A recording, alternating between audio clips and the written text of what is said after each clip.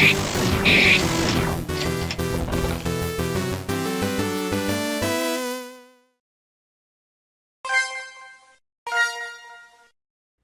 everyone, and welcome to my video series that is entirely dedicated to me ranting about things, hopefully to help the people out there looking to create an RPG game.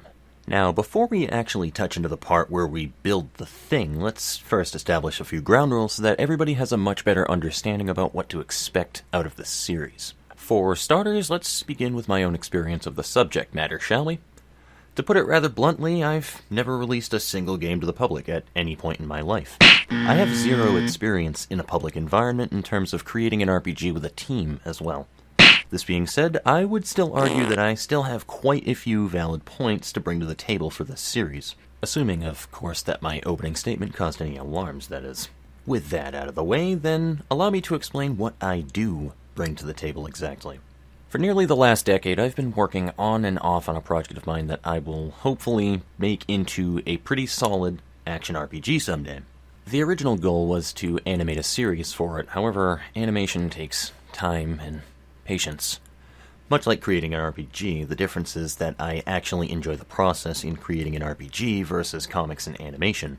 Of the time that was spent on this project, an exorbitant amount of it was used on the RPG Maker VX Ace engine, and I have learned a large number of tricks and ideas from my own many failures in creating several projects.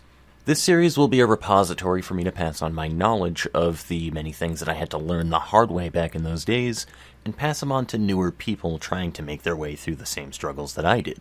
This obviously would entail that this series is geared more towards newbies at RPG making and or programming and scripting. However, my videos are not only limited to this demographic. If you aren't as new to the process of building your RPG and have hit a bit of a mental roadblock somewhere along the way, then I implore you to explore this series further. At the very least, I would implore that you take a look at the videos that release in the future with this series, as I'm going to be covering a large number of topics that will only grow as I continue the series further and further. So, to summarize, this series is going to be directed at newer folk just starting to dip their toes into RPG making and possibly computer code as a whole, while also still being of use to the more experienced people that are looking to find a different perspective, I suppose, in order to hopefully enhance the quality of their work in the future. Do note that this series is supposed to be very self-reflective. There are only so many things that can be directly taught to you from others, and I find that a better of what I have learned, or at the very least, the most important lessons that I have ever learned, both in RPG making and in real life, are the answers to questions that I came up with entirely on my own, not the answers that were given to me from other people. As this series continues, if you have any questions to me about specific things that you can't seem to get working in your RPG, you are more than willing to ask, of course, in the comments section below, although I can't really guarantee that I will know the answer outright. This is mostly due to me not being extremely well-rounded on all fronts in terms of RPG making and making games anyway. If you would like a summary on paper of what I do know, then allow me to offer you the following. In terms of RPG making tools, I'm very familiar with the RPG Maker VX Ace engine with a basic understanding of RPG Maker MV. In terms of code, I find that I'm most familiar with C#, Python, and Ruby scripting. Although I do also know Java, JavaScript, HTML, Visual Basic, and Oracle i9 SQL, with a very limited dive into XML and Ant utility languages. I'm not sure if those are languages or just utilities as a whole, but anybody who knows what they are knows what I'm talking about. All of these languages, with the exception of Ruby scripting and Python, were learned in college courses, and frankly, I'm quite rusty on all of them aside from Python and Ruby, ironically, which were entirely self-taught after I had graduated, and are used a little more regularly.